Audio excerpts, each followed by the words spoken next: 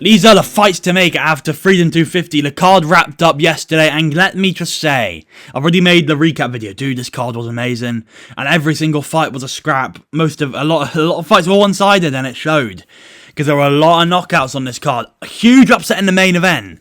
This guy is the undisputed champ, and his face is a fucking mess, man.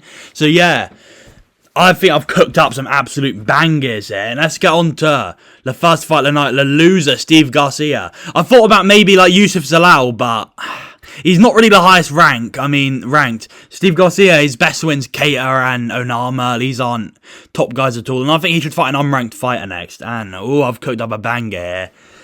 Tell me this doesn't slap on a prelim headliner of a pay-per-view, or I low-key weirdly see this being an Apex co-main event for some reason.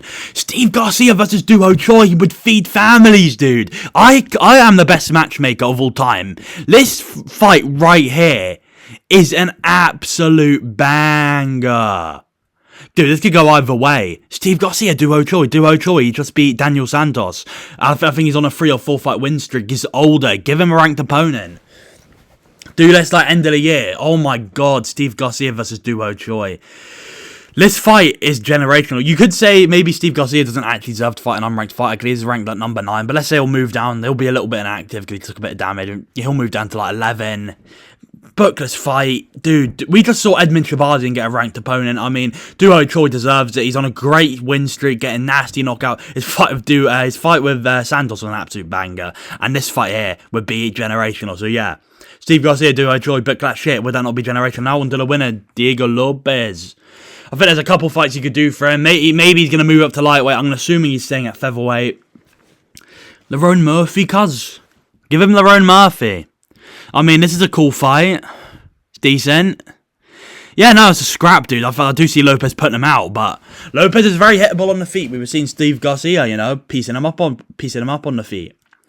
Steve Garcia was actually fucking him up before the finish, so maybe Lerone Murphy can win all 3 rounds here, or all 5 rounds, depending on what it is. I mean, I think Lopez deserves to main event Noche again. That's what he normally does. This could be a cool main event for like September time. That makes perfect sense. Lopez didn't really take too much damage, so yeah. This is a sick fight. Who do I see winning? I'd pick Lopez by knockout, but it's competitive. Lerone Murphy is very good. He's a good fighter. Both coming off... Lopez bounced back off the win, but he's already lost to Volk twice. He's definitely... I mean, unless you want to run Lopez versus Volk 3, To be fair, we don't really know who's the better fighter there. They've got unfinished business, clearly, because they made the rematch. So maybe you could do the trilogy. I'm assuming you don't do the trilogy with Volk. If they made the trilogy with Volk, that makes perfect sense, obviously. But, I think let him build up again, before he rematches Volk again. Give him Lerone Murphy. That's a sick fight for a main event of a fight night. Now on to Mr. Carl Darkis. And Lopez fucks this boy up. Mr. Carl Darkis. Carl Darkis looked like ass. I'm not going to talk about this one much. I think like a Robert Brycek could be a cool fight. Brycek recently lost to Cam Ralston. Nick Darkis got dominated. Looked terrible against Nickel. Brycek beat Brad Tavares. Before that he lost to Eo Pateria. But he looked really good against Brad Tavares. This could be a cool fight. Probably a scrap. Probably Dorcas would win. But, it's a close fight. It's competitive. Yeah, cool fight. I'm not going to talk about this one too much. But yeah, this is cool. Dorcas is the NPC of the card. No one really cares about Carl Dorcas, No one cares about Carl Dorcas. Now on to Bo Nickel. He won two in a row. Looked great in 2 in a row. Had 2 nasty knockouts, especially like Heike against Vieira. I think he's earned himself a ranked opponent now. I want to see him back soon. He took no damage. Run this in August. Roman Dolidze, your time has come, buddy. Roman Dolidze, he's ranked in the top 15. He's a trash can. Let Nickel beat up on Roman Dolidze for 3 rounds, or maybe even finish him. I like this fight. This fight wouldn't be close, though. Nickel would put a fucking whooping. I think he'd finish Dolidze, actually. This is a cool fight. This is a good spotlight for Nickel. This could be on a pay-per-view main card, like an opener. It would kind of be deserved, seeing Nickel's becoming quite a big name now. You can 100% put this on a pay-per-view. I want to see this UFC 330, please. Maybe he could do it in September, October. Maybe he waits for MSG. I hope not, though, because he took no damage. That wouldn't shock me. Maybe he waits it out. He is, he's not really... He doesn't need to rush his career, so he could wait, but... great performance from Bo Nickel against Carl Dorcas, and this would be a cool fight to make next. Kind of a banger. I see it probably being striking because the rest. Because to be fair, Delidze's got some leg locks. But Delidze's so shit on the feet, I just think Nick will probably put him out or beat him up for 3 rounds. Delidze's a bit of a tough cunt, so yeah. It's a sick fight. It's a good fight. Domination. Not really a sick fight. It'd be dominant. Now on turn, Mr. Michael Chandler. He should retire. I think he should retire. But I've made a matchup for him just in case he wants to continue. And I think this would be a good double retirement for both. Benil Dariush versus Michael Chandler. Come on. And to be fair, Chandler has power. So it's a winnable fight for both. Chandler is terrible and Dariush is good. He beat Moicano, but he has no chin, so it could be a win for Chandler. I would pick Dariush, and I think it could be a good double retirement here for both men. I guess you could call it... No, they're both not legends of the sport, but they were both top contenders at one point. They were both... Dariush almost fought for the belt. Chandler did actually fight for the belt at one point. And he was young and not 40, actually, when he was decent at MMA and decent in the UFC. But yeah, I think he should retire. But maybe if he wants to do one more, run this at the end of the year, November, MSG, retirement for both here. You know, let two unks go at it and then retire. You could throw him to a prospect, and the UFC would probably do that. But let him go out on a little unk win, so where both can retire. And that's fine. So yeah, Michael Chandler should retire, but if he wants to continue, I think this would be a good fight. Now on to Mauricio Hufi. Had a destruction win against Michael Chandler, as he should have. Destroyed him. I've been looking at the rankings. The top 5 are kind of booked, and I don't think he's really going to get any of the top 5. They're all kind of booked up. So I think one person he could fight that is like number 8. And I was thinking about giving him Gamrot. Fuck Gamrot. Give Gamrot Salkild and let Salkild beat his ass. I don't want to see Gamrot ruin another prospect, man.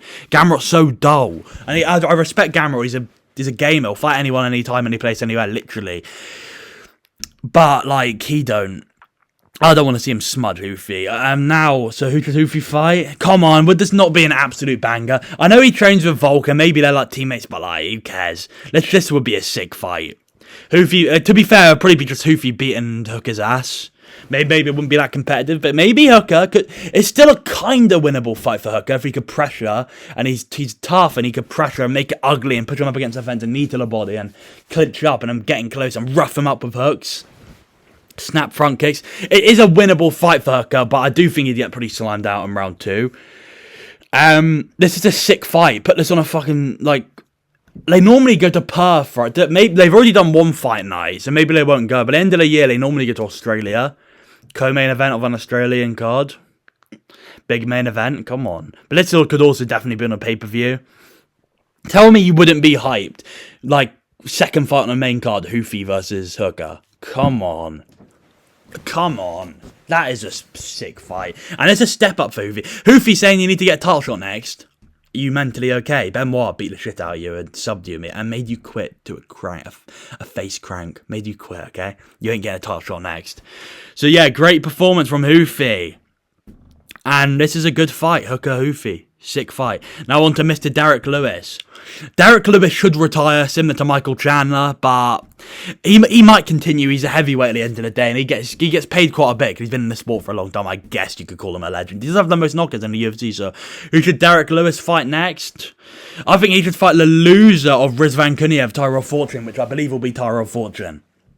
And run this at the end of the year on a fucking fight night, pay-per-view, whatever. Maybe Lewis should retire, maybe he will, but hey, if he wants to continue, this could be cool. If he wants to continue, this could be, it'll be alright, it'll be alright. If Rizvan Kuniev loses, I doubt it, but when Tyrell Fortune loses, yeah, run this. They kind of look pretty similar, they're both a bit blobs. Tyrell Fortune's in shape, though, and Tyrell Fortune probably beat up, he'd beat up Lewis, similar to he did to Tybura, I would have thought, so yeah, this would be cool. Who cares about Derek Lewis in 2026, though?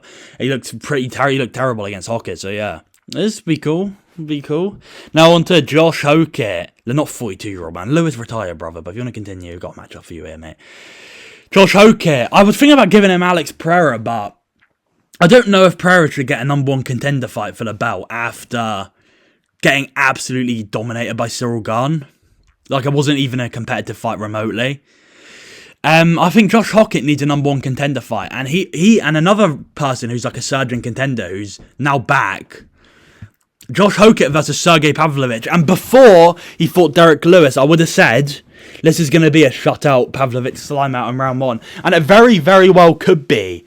But after seeing Hockett improve on the feet, he was improving on the feet. He looked improved. And Lewis is shit. And Pavlovich did destroy Lewis. So, maybe it would be a Pavlovich slime out in round 1. This is still a kind of 50-50 fight, I'd say. Maybe I might pick Hockett by like a decision here.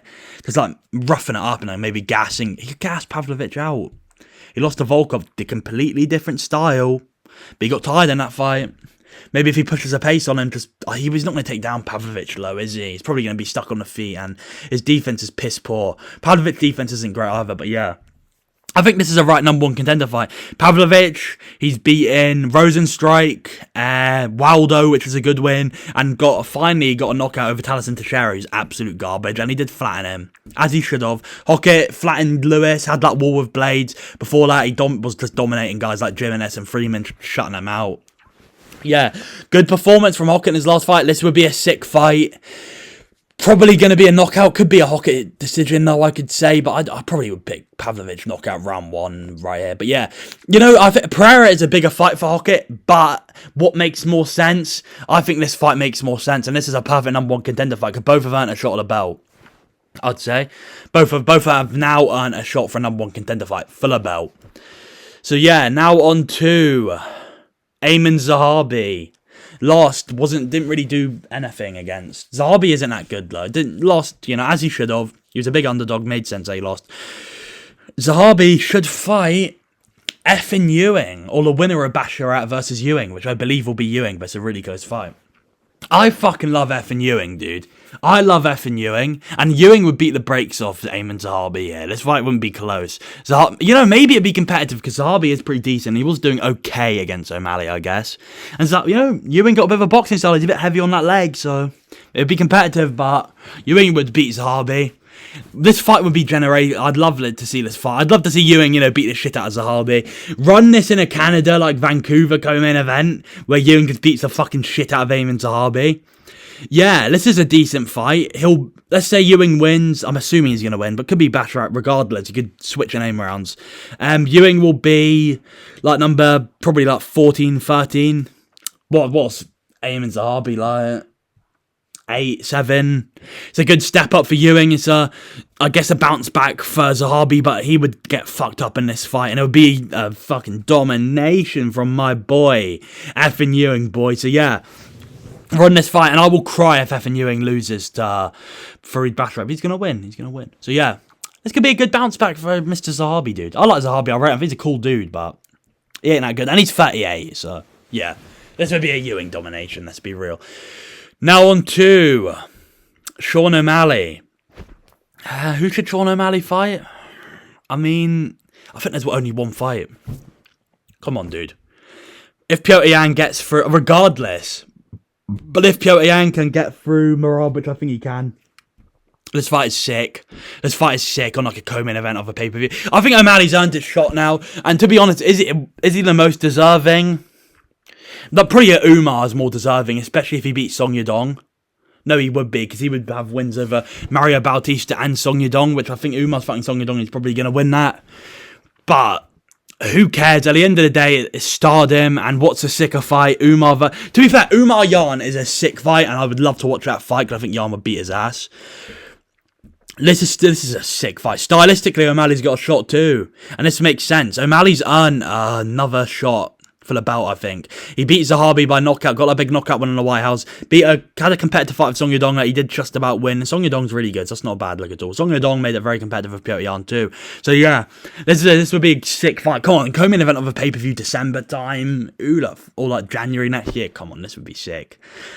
This would be sick. So yeah, Yan, please win. And even if Yan loses, you can do it as a contender fight, but this needs to be for the belt, really. That'd be even cooler. Now on to Alex Pereira lost to Cyril Garner. Oh no. Alex Pereira lost. How did Pereira lose? It was a 50-50, but like the way he lost was so dominant. Who should Pereira fight? This is a funny fight. I think he should fight Wilder. Look at the belt here, dude. I couldn't find the photo about the belt here, so Ilya's got a belt too. He was supposed to have a third belt here, man. It just would have been too cool. I think Pereira should have a bounce back against Waldo Cortez Acosta. You could definitely give him Josh Hockett, I wouldn't be mad, but I think Hockett deserves a #1 contender fight. I don't want to see Pereira in another #1 contender fight. After that performance, I think he's going to need to beat Waldo and then another win. You know, they might throw Pereira in a #1 contender fight. I think he's already bulked up to heavyweight. He should have one last go at heavyweight. Beat a chubster like Acosta, who is in shape-ish. He is kind of good. He's if you're not, if you're not a top contender, you don't really beat Waldo. So this fight's competitive, but I'd definitely go with Pereira to pretty knock him out, or at least win a decision, schooling him on the feet. Again, you never know. Acosta could get in close and knock out Pereira. He's very chinny, so it's still a winnable fight for Acosta. But, it's a real world where Acosta knocks out Pereira, and Waldo Cortez Acosta could have Pereira would have a loss to Waldo, who lost to Jared Vandeira, I would pick Pereira though, and this is a good bounce back for Pereira, man. And it sucks he lost, but hey, that's life, dude. You can't get everything you want, right?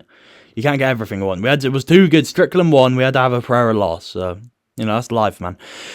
Pereira, decent bounce back fight. Well, this fight probably happened, but the matchmakers probably won't make this, but I think this fight makes sense. So yeah, Waldo, Pereira, book that shit. Now on to Cyril Gane. It's pretty obvious who he's gonna fight. It's gonna be Big Tom. And Cyril Gane's really good. And I think he'd beat Tom. But fuck Cyril Gane, the dirty little French prick. This fight makes sense. And the first fight was looking like it was going to be a sick fight. And Gane was edging it.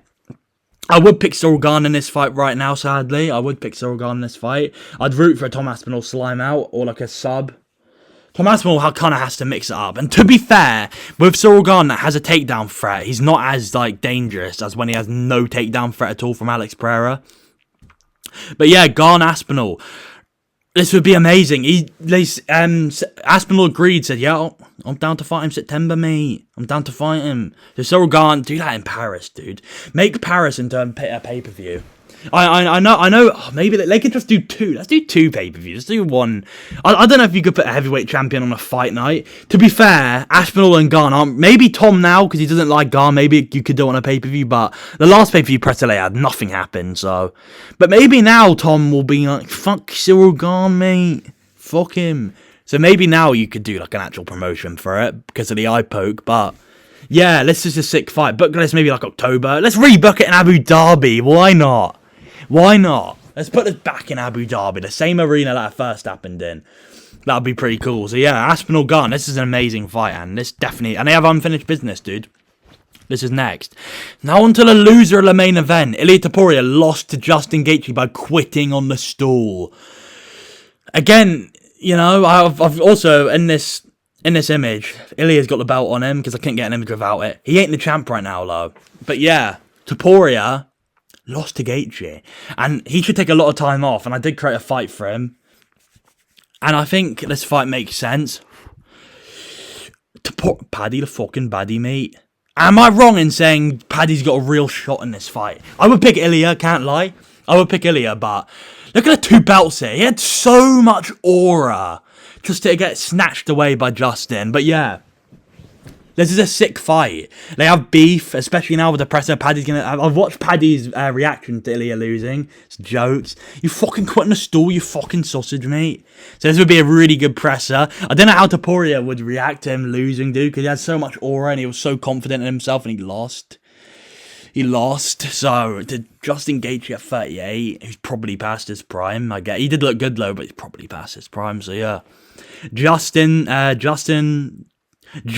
the father here. We got Justin's sons going at it. I think that Paddy Pimblett, if he can beat Benoit, but I'm going to pick him to win now after the Justin Gaethje loss, because he looked pretty good against Gaethje. Made it competitive. So yeah, Paddy Pimblett, Ilia Topuria. That's a sick fight. That's a great fight. Like co-main event of a pay-per-view. Do it in England. Come on, let's go back to England sometime next year, and let's run this I think May next year. Paddy could wait it out, because this is a huge fight. Paddy could wait it out. I don't know if he's going to want to be active after the Benoit fight, which he definitely could lose to Benoit. I was originally picking Benoit, but now seeing that Justin loss, I'm going to lean Paddy. So yeah, great performance from. What do you mean great performance? Great performance from these two. They both lost to Justin Gaethje. Oh fuck, why did I say that? Anyway, yeah, make this fight happen. This makes sense. I just still can't believe Ilia lost, bro. The one person to take his O was Big Rufus. Yeah, crazy. So yeah, now on to the main event, the undisputed champ, Justin Big Rufus Gaethje. The highlight, dude. Who should he fight? I think it's pretty obvious. He could retire and it would kind of be perfect, but I think he's gonna want to stick around to get that cash, dude. Get that extra paycheck as champ, man.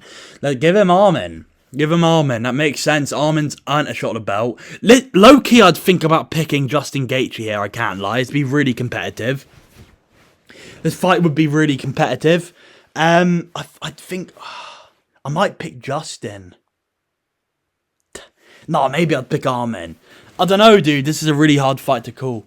This would be a really hard fight to call. But yeah, Armin's earned a shot at the belt. I'm hearing rumours of Oliveira versus Armin too. So in that case, I think Armin would win. And even if Oliveira wins, I guess he'd give him another shot at the belt. Crazy how the sport works, right? Oliveira got slimed up by Topuria, and he also batted Justin in a round. But yeah, Justin beats Ilya. Makes no sense, but I love it because it makes no sense. It's so unpredictable. So yeah, Armin versus Gaethje, that makes sense. He's earned a shot at the belt. It's a big fight. It's a competitive fight. It could go either way. I would probably favour Armin, though. He's a younger fighter. He's a good wrestler. Now developing good submission skills. Good fight. So yeah, I thought my matchups were sick. What would be my favourite? That Steve Garcia duo Troy matchup. That's a crafty matchup right there. So yeah, like, subscribe, do like this stuff. See you next time. Goodbye. Oh, Ilya lost. What the fucking Topuria lost? Oh no, what's going on, man? What's going on? But yeah, I've already said like, subscribe. What is going on with the sport? What is going on? But yeah, goodbye, guys.